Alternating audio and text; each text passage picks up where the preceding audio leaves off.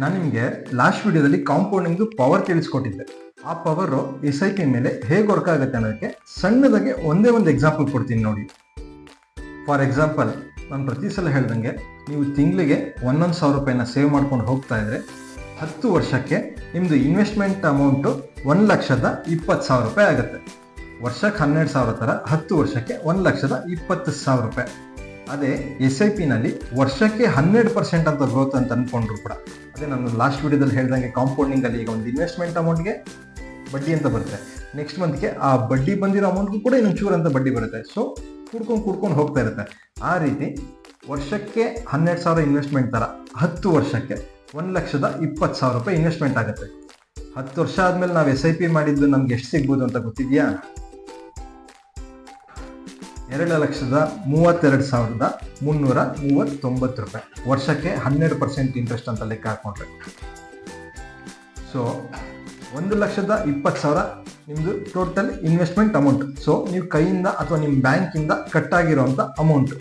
ಆದರೆ 10 ವರ್ಷ ಆದಮೇಲೆ ನಮಗೆ ಸಿಗೋದೆಷ್ಟು? 2,32,000. 1,12,339 ರೂಪಾಯಿ ನಮಗೆ ಇಂಟ್ರೆಸ್ಟ್ ರೂಪದಲ್ಲಿ ಬಂದಿರುತ್ತೆ. ಹತ್ತತ್ರ ಆಲ್ಮೋಸ್ಟ್ ಅಮೌಂಟ್ ಡಬಲ್ ಆದಂಗೆ ಲೆಕ್ಕ. ಅದೇ ನೀವು 15 ವರ್ಷ ಮಾಡಿದ್ರೆ 1,80,000 ರೂಪಾಯಿ ನಮ್ಮದು ಇನ್ವೆಸ್ಟ್ಮೆಂಟ್ ಆಗಿರುತ್ತೆ. ಪ್ರತಿ ತಿಂಗಳು 1,000 ಅಂತ ಕಟ್ ಮಾಡ್ಕೊಂಡು ಹೋದರೆ.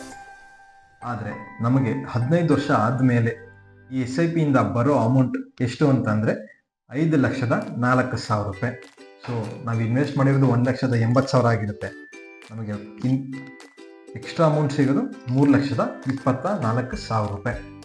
ಸೊ ಏನಾಗುತ್ತೆ ಅಂದರೆ ನಾವು ನಿರಂತರವಾಗಿ ಕಾನ್ಸ್ಟೆಂಟಾಗಿ ರೆಗ್ಯುಲರ್ ಆಗಿ ಪ್ರತಿ ತಿಂಗಳು ಬಿಡದೇನೆ ಈ EMIಗಳೆಲ್ಲ ಕಟ್ಕೊಂಡು ಹೋಗ್ತೀವಿ ಗೊತ್ತಾ, ಕಮಿಟ್ಮೆಂಟ್ ಇದ್ರೆ ಕಟ್ತೀವಿ ಗೊತ್ತಾ, ಬ್ಯಾಂಕ್ ಲೋನ್ ಆಗಿರ್ಬೋದು ಅಥವಾ ಏನೋ ತೊಗೊಂಡಿರ್ತೀವಿ, ಅದಕ್ಕೆ ಮಂತ್ಲಿ EMIs ಇರುತ್ತೆ.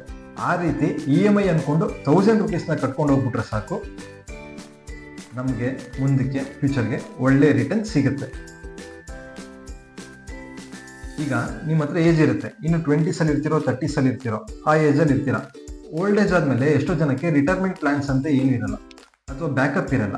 ಅವರೆಲ್ಲ ಏನು ಮಾಡ್ಬೋದು ಅಂದರೆ, ಇವಾಗ ಅರ್ನ್ ಮಾಡ್ತಾ ಇರೋದ್ರಲ್ಲಿ ಮಂತ್ಲಿ ಏನಾದರೂ ಮಾಡಿ 5,000 ಅಂತ ನಾವು SIP ಮಾಡ್ಕೊಂಡು ಹೋದರೆ, ಜಸ್ಟ್ 5,000 SIP ಮಾಡ್ಕೊಂಡು ಹೋದರೆ ನಮಗೆ 20 ಇಯರ್ಸ್ಗೆ 50 lakh ರೂಪೀಸ್ ಸಿಗುತ್ತೆ. ಸೊ ಈಗ 26 27 ಏಜ್ ಇರೋಂಥ ಹುಡುಗ ಈಗಲಿಂದನೇ ಮಂತ್ಲಿ 5,000 ಅವ್ನು ಹೊಸ ಕೆಲಸಕ್ಕೆ ಸೇರ್ಕೊಂಡಿರ್ತಾನೆ ಅಂತ ಅನ್ಕೊಳ್ಳೋಣ. ಮಂತ್ಲಿ 5,000ನ SIPಗೆ ಇನ್ವೆಸ್ಟ್ ಮಾಡ್ಕೊಂಡು ಹೋಗ್ತಾ ಇದ್ರೆ 12% CAGR ಅಂದರೆ ವರ್ಷಕ್ಕೆ 12% ಗ್ರೋತ್ ಅಂತ ಅಂದ್ಕೊಂಡ್ರು ಕೂಡ ಅವನಿಗೆ 20 ವರ್ಷ ಆಗುವಷ್ಟಿಗೆ 50 ಲಕ್ಷ ರೂಪಾಯಿ ಸಿಗುತ್ತೆ. ಸೊ 27 ಇರೋನು 37 47 ಬಂದರೆ 47ಗೆ ಅವನು ರಿಟೈರ್ಡ್ ಆಗಿಬಿಟ್ಟು ಅವ್ನ ಕೈಯಲ್ಲಿ 50 ಲಕ್ಷ ರೂಪಾಯಿ ಇರುತ್ತೆ. ಅವನು ಆರಾಮಾಗಿ ಅದರಿಂದ ಇನ್ನೊಂದು ಕಡೆ ಇನ್ವೆಸ್ಟ್ಮೆಂಟ್ ಮಾಡಿಕೊಂಡು ರೆಗ್ಯುಲರ್ ಮಂತ್ಲಿ ರಿಟರ್ನ್ಸ್ ಬರೋ ಥರ ಮಾಡ್ಕೋಬೋದು. ಓಲ್ಡ್ ಏಜಲ್ಲಿ ಪ್ರಾಬ್ಲಮ್ ಆಗಲ್ಲ. ಅದು ಹೇಗೆ ಅಂತ ಅನ್ಕೊಂತೀರಾ? ತಿಂಗಳಿಗೆ 5,000 ಇನ್ವೆಸ್ಟ್ ಮಾಡ್ತಿದ್ರೆ 20 ವರ್ಷಕ್ಕೆ 12 ಲಕ್ಷ ರೂಪಾಯಿ ಇನ್ವೆಸ್ಟ್ ಮಾಡ್ತಾನೆ. ಆ 12 ಲಕ್ಷಕ್ಕೆ ಇಂಟ್ರೆಸ್ಟ್ಗೆ ಇಂಟ್ರೆಸ್ಟ್, ಬಡ್ಡಿಗೆ ಬಡ್ಡಿ, ಅದೆಲ್ಲ ಸೇರ್ಕೊಂಡು 50 ಲಕ್ಷ ರೂಪಾಯಿ ಆಗುತ್ತೆ. 12 ಲಕ್ಷ ಇನ್ವೆಸ್ಟ್ ಮಾಡಿ 50 ಲಕ್ಷ ರೂಪಾಯಿ ಬರ್ಬೋದಾ? ಬರುತ್ತೆ. ವರ್ಷಕ್ಕೆ 12% ಅಂತ ಲೆಕ್ಕ ಹಾಕ್ಕೊಂಡ್ರು ಕೂಡ 37,95,740 ರೂಪಾಯಿ ನಮಗೆ ಇಂಟ್ರೆಸ್ಟ್ ಥರ ಬರುತ್ತೆ. ಟೋಟಲಾಗಿ 49,95,740 ರೂಪಾಯಿ ಆಗುತ್ತೆ. ನಿಮಗೆ ಇದ್ರ ಬಗ್ಗೆ ಏನಾದರೂ ಡೌಟ್ ಇದ್ದರೆ ನೀವೇ ಯಾವುದಾದ್ರೂ ವೆಬ್ಸೈಟಲ್ಲಿ SIP ಕ್ಯಾಲ್ಕುಲೇಟರ್ ಅಂತ ಸರ್ಚ್ ಮಾಡಿದ್ರೆ ಒಂದಷ್ಟು ವೆಬ್ಸೈಟ್ ಸಿಗುತ್ತೆ. ಅದರಲ್ಲಿ ಹೋಗಿ ನಾನು ಹೇಳಿರೋದನ್ನು ಬೇಕಾದ್ರೆ ನೀವು ಚೆಕ್ ಮಾಡ್ಕೊಳ್ಳಿ. ಸೊ 5,000 ಆಗಲ್ಲ, ಇದಾಗಲ್ಲ, ನಮ್ಗೆ ಕಷ್ಟ ಇದೆ ಏನೇ ಅಂತ ಹೇಳಿದ್ರು ಕೂಡ 1,000 ಇನ್ವೆಸ್ಟ್ ಮಾಡ್ಬೋದು. ಎಲ್ಲರೂ 1,000 ರೂಪಾಯಿ ತುಂಬ ಜನ ದುಡ್ದಿರ್ಬೋದು, ಬಟ್ ಇಂಪಾಸಿಬಲ್ ಅಲ್ಲ. ಆರಾಮಾಗಿ ಇನ್ವೆಸ್ಟ್ ಮಾಡ್ಕೊಂಡು ಹೋಗ್ಬೋದು. ಯಾರು ಬೇಕಾದ್ರೂ ಮಂತ್ಲಿ 1,000 ರೂಪೀಸ್ನ ಇನ್ವೆಸ್ಟ್ ಮಾಡ್ಕೊಂಡು ಹೋಗ್ಬೋದು. ಮಂತ್ಲಿ 1,000 ರೂಪೀಸ್ನ 10 ಇಯರ್ ಇನ್ವೆಸ್ಟ್ ಮಾಡಿದ್ರು ಕೂಡ ನಾನು ಹೇಳ್ದಂಗೆ 1,20,000ಗೆ 1,12,000 ಬಡ್ಡಿ ಸೇರಿ 2,32,000 ಸಿಗುತ್ತೆ. SIP ಹೇಗೆ ವರ್ಕ್ ಆಗುತ್ತೆ ಅಂತ ತಿಳ್ಕೊಂಡಿದ್ದೀವಲ್ವ? ಸಿಂಪಲ್.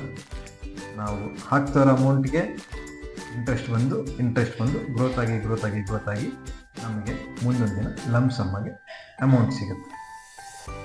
ಆಯಿತು. ಈಗ ಇನ್ನೊಂದು ಇಂಪಾರ್ಟೆಂಟ್ ಟಾಪಿಕ್ ಬರೋಣ. SIPಗೆ ನಮ್ಮ ಅಕೌಂಟಿಂದ ಕಟ್ ಆಗುತ್ತೆ. ಯಾವುದ್ರ ಮೇಲೆ ಇನ್ವೆಸ್ಟ್ಮೆಂಟ್ ಆಗುತ್ತೆ, ಯಾವುದ್ರ ಮೇಲೆ ಅದು ಹೋಗುತ್ತೆ, ಯಾವುದ್ರ ಮೇಲೆ ಬೀಳುತ್ತೆ, ಅದು ಹೇಗೆ ವರ್ಕ್ ಆಗುತ್ತೆ? ಅದಕ್ಕೆ ತುಂಬ ಮ್ಯೂಚುವಲ್ ಫಂಡ್ಸ್ಗಳಿದೆ. ತುಂಬ ಇದೆ. ಅದರಲ್ಲಿ ನಿಮಗೆ ಯಾವುದು ಬೆಸ್ಟ್ ಅನಿಸುತ್ತೋ ಅಲ್ಲೇ ಕೊಟ್ಟಿರ್ತಾರೆ. ಯಾವುದು ಜಾಸ್ತಿ ಬೆಳೆಯುತ್ತೆ ಅಂತ ಅನಿಸುತ್ತೋ, ಯಾವುದು ಚೆನ್ನಾಗಿ ವರ್ಕ್ ಆಗುತ್ತೆ, ಅಥವಾ ಈ ಕಂಪ್ನಿ SIP ಮೇಲೆ ಮಾಡಿದ್ರೆ ತುಂಬ ಚೆನ್ನಾಗಿ ಗ್ರೋತ್ ಆಗುತ್ತೆ, ಅಥವಾ ಈ ಕಂಪ್ನಿ SIP ಮೇಲೆ ಮಾಡಿದ್ರೆ ನನಗೆ ರಿಸ್ಕ್ ಕಮ್ಮಿ, ರಿಸ್ಕ್ ರಿವಾರ್ಡ್ ಮೇಲೆ ಕ್ಯಾಲ್ಕುಲೇಟ್ ಆಗುತ್ತೆ. ಫಾರ್ ಎಕ್ಸಾಂಪಲ್, ನಾವು ತುಂಬ ರಿಸ್ಕ್ ಇರೋಂಥ ಮ್ಯೂಚುವಲ್ ಫಂಡ್ ಮೇಲೆ ಇನ್ವೆಸ್ಟ್ ಮಾಡಿದ್ರೆ ನಮಗೆ ಪ್ರಾಫಿಟ್ಟು ಜಾಸ್ತಿ ಬರೋ ಚಾನ್ಸಸ್ ಇರುತ್ತೆ, ಬಟ್ ಅಷ್ಟೇ ರಿಸ್ಕ್ ಇರುತ್ತೆ. ನಾವು ರಿಸ್ಕ್ ಕಮ್ಮಿ ಇರೋಂಥ ಮ್ಯೂಚುವಲ್ ಫಂಡ್ಸ್ ಮೇಲೆ ಹಾಕಿದ್ರೆ ನಮಗೆ ರಿಸ್ಕ್ ಕಮ್ಮಿ ಇರುತ್ತೆ, ಪ್ರಾಫಿಟ್ ಕಮ್ಮಿ ಇರುತ್ತೆ.